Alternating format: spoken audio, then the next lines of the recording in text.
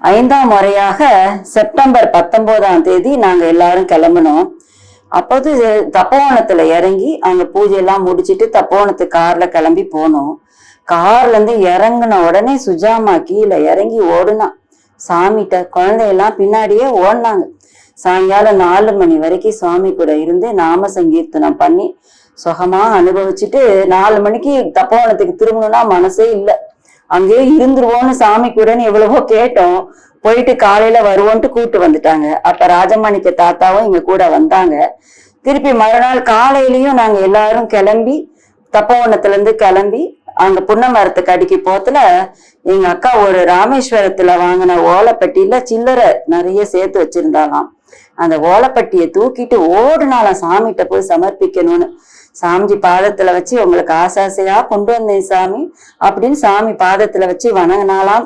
வணங்கிட்டு அவளை அறியாம ஸ்ரீராமா ஜெய ராமா ஜெய ஜெய ராமா ஜெய ஜெய ராமா ஜெய ஜெய ராமா அப்படின்னு தன்னை மறந்து சாமி பாதத்துல விழுந்தோன்னே அந்த குழந்தை தானே 9 வயசு, அவளை அறியாம சாமி நாம அவள் வாக்குல இருந்து அப்ப வந்ததாம். சாமி 2 மணி நேரம் அந்த நாமத்தை சொல்லிட்டே இருந்தாங்க. எல்லாரும் வாங்கி அம்மா அப்பா நானு அண்ணா ராஜமாணிக்க தாத்தா அங்க தப்போனத்துல இங்க கூட வந்தவங்க எல்லாரும் நாமா சொல்லிக்கிட்டே இருந்தோமா. சாமி அப்படி ஒரு மயக்கத்துல இருந்த மாதிரி மோன நிலையில கண்ணை மூடி இருந்தாங்களாம். எங்க அம்மா நாங்கெல்லாம் தூங்கிட்டோம்னு நினைச்சோமா. இப்ப ராஜமாணிக்கத்தை சொன்னாங்களாம் சாமிஜி சமாதியிலே இருக்கிறாங்க. அந்த ராமநாமத்தை கேட்டோன்னே சாமிஜி சமாதியில இருக்கிறாங்கன்னு சொன்னோன்னே சாமி 2 மணி நேரம் 3 மணி நேரம் அந்த நிலையிலே இருந்து அதுக்கப்புறம் அந்த நாமத்தை சொன்னோன்னே அதுல இருந்து வெளியே வந்தாங்களாம். அப்புறம் சாமியை நமஸ்காரம் பண்ணிட்டு, சாமி நீங்க கோயிலுக்கு நாங்க போறோம், நீங்க கோயில்ல உங்களை பார்க்கலாமான்னு எங்க அம்மா கேட்டாங்களாம். நான் கோயில்லயும் இருப்பேன், எனக்கு எப்படின்னு தெரியல அப்படின்னு சாமி சொல்லிட்டாங்களாம். அப்புறம் ராத்திரி பாத்திரக்கடை வாசலுக்கு சாமியோட வந்திருக்காங்க. இன்னைக்கு ராத்திரி நாங்க திருவண்ணாமலையிலே தங்கிடுறோம்ட்டு அம்மா அங்க இருந்து சாமியை பிரிய மனசு இல்லாம திருவண்ணாமலையிலே ஒரு ஹோட்டல்ல தங்கிட்டாங்களாம். சாமிய போய் பாத்திரக்கடை வாசல்ல பார்த்துட்டு இருக்கத்துல ராத்திரி ஆயிடுச்சான்.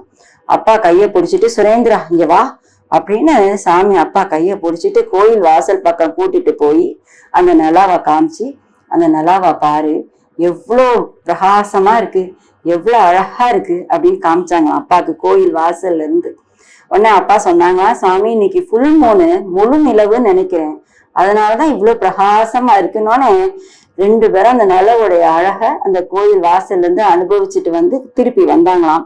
வந்தோடனே பிள்ளைங்கெல்லாம் தூங்கிட்டாங்க போல. எங்க அண்ணன் நாங்கெல்லாம் பாத்திரக்கடை வாசல்ல சின்ன குழந்தைகள் தானே தூங்கணுன்னே சாமி இல்ல நீங்க திருப்பி கிளம்பி போங்க ஹோட்டலுக்குன்னு சொல்லி அங்க சாமியை சுத்தி இருப்பாங்க பெருமாள் அங்க உதவி பண்றவங்க. குழந்தைகளை தூக்கிட்டு போகணுமேன்ட்டு அந்த கருணாமூர்த்தி குழந்தைகளை தூக்கிட்டு 2 பேரும் தனியா போகணுமே, இவங்களை போய் ஹோட்டல்ல பத்திரமா விட்டுட்டு வாங்கன்னு சொல்லி தன்னுடைய உதவியாளர்களையும் கூட அனுப்பி எல்லாரும் எங்களை சாமானெல்லாம் தூக்கிட்டு ஹோட்டல்ல விட்டுட்டு போனாங்களாம். அம்மாவுக்கு சாமி கருணையை தாங்கவே முடியலையாம், தூங்க முடியலையாம். அந்த அன்பு முகம், அந்த கருணை முகம் அம்மா மனசுல ஓடிட்டே இருந்ததாம்.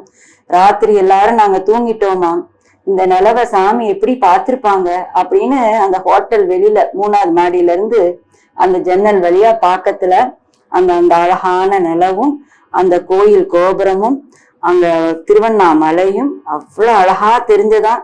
அந்த நிலவுல சாமிஜி முகம் தெரிகிற மாதிரி அப்பேற்பட்ட ஒரு சந்தோஷத்தை அடைஞ்சேன்னு அம்மா எழுதியிருக்காங்க. மறுநாள் காலையிலே கிளம்பி புன்ன மரத்துக்கு சாமி போயிருவாங்க. அதுக்குள்ள கோயிலுக்கு போயிருவோன்ட்டு வேகமா கோயிலுக்கு போயிருக்காங்க. சாமி புன்ன மரத்தடை நோக்கி நடந்து போறத பார்த்தாங்களாம்.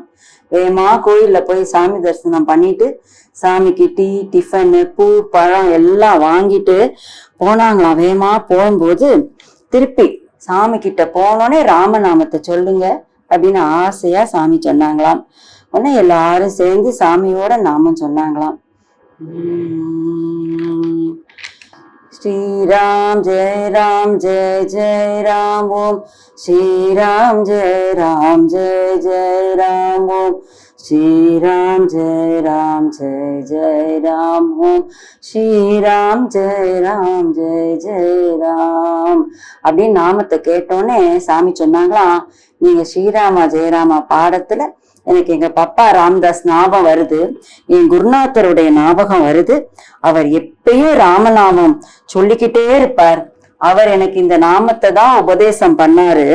நான் சதா இந்த நாமத்தை தான் சொல்லிக்கிட்டே இருப்பேன். 24 மணி நேரமும் என்ன இந்த குருநாதர் இந்த நாமத்தை சொல்ல சொன்னாரு.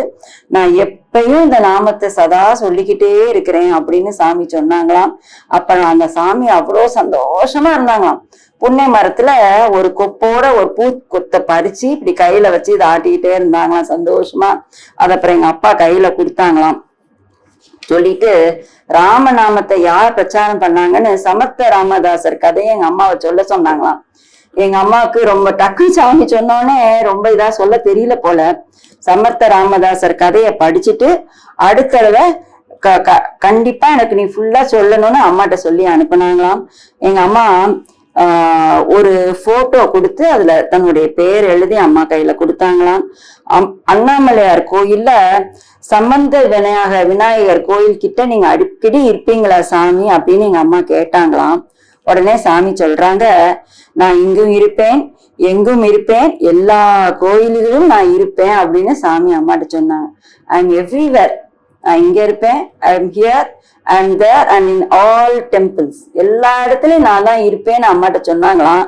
சொல்லிட்டு சாமி குறும்பா சிரிச்சுட்டே சொன்னாங்களாம், இதுல ஒரு தடவை இது மாதிரி சொல்லி ஒருத்தர் கூட ரொம்ப கோச்சிக்கிட்டார் தெரியுமா Uma, this Pichaikkaran out of madness ஏதாச்சும் சொல்லிடுவேன், நான் அப்படி புலம்பிட்டேன், அவர் தப்பா நினைச்சு என் கூட கோச்சிக்கிட்டார் அப்படின்னு சொன்னாங்களாம். உடனே எங்க அம்மா எழுதியிருக்காங்க, சுவாமிஜி பிரத்யக்ஷ தெய்வம் அல்லவா, அவர் வாயில உண்மைதானே வரும், தன்னையே எப்படி பகவான் பிரகடனப்படுத்திக்கிறார் அப்படின்னு அம்மா ரொம்ப சந்தோஷப்பட்டாங்க. கிளம்புற நேரம் வந்தோடனே அம்மாவுக்கு தாங்க முடியலையா. உடனே சொல்றாங்களா சாமிகிட்ட, சாமி அடுத்து நான் உங்களை எப்ப பார்ப்பேன், கிளம்புற நேரம் வந்துருச்சு, குழந்தைகள் பள்ளிக்கூடத்துக்கு போகணும், இப்படி இருக்க முடியாதேன்னு தவிச்சோன்னே சாமி சொல்றாங்களாம், அடுத்து கார்த்திகைக்கு வா அப்படின்னு சொன்னாங்களாம்.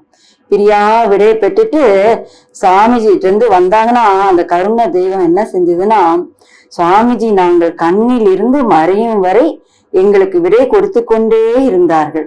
நாங்க எவ்வளவு தவிக்கிறோம்னா நம்ம தவிப்புக்கு மேல பகவானுடைய தவிப்பு இருக்கு. நம்மளை பார்த்துக்கிட்டே இருந்தாங்க. நம்ம எழுதியிருக்காங்க, அன்பு இத்தகைய அன்பை பிரிதொரு இடத்தில் பார்த்ததும் இல்லை, உணர்ந்ததும் இல்லை. எப்பேற்பட்ட பாக்கியம் பாருங்க, அப்பேற்பட்ட பேர் அன்பு. கார் அங்கிருந்து கிளம்புற வரைக்கும் பிளஸ் பண்ணிக்கிட்டு பார்த்துக்கிட்டே இருந்தாங்களாம். உள்ளெல்லாம் நிரம்ப அவ்வளவு பரிபூர்ண ஆசிகளை அதிகமாக பெற்றதாக உணர்ந்தேன். கடையலான எனக்கும் ராமநாமத்தை உபதேசித்தாரேன்னு அம்மா எழுதியிருக்காங்க. அம்மா பணிவே சொரூபமானவங்க. அம்மா அப்படி எழுதியிருக்காங்க, கடையனான எனக்கும் ராமநாமத்தை உபதேசித்தாரே, மனது பூரிக்கிறது. ராமநாமத்தை உச்சரித்தால் வேறு எதுவும் தேவையில்லை என்று கூறி எங்களை நாம சதா சொல்ல சொன்னார்கள். அவர் அருளால் இதை எல்லோரும் நாவு வலிக்க சொல்லி பழக வேண்டும். நம்ம நாமா சொல்ல நாவு வலித்தாலும் சொல்லணும்னு அம்மா சொல்றாங்க.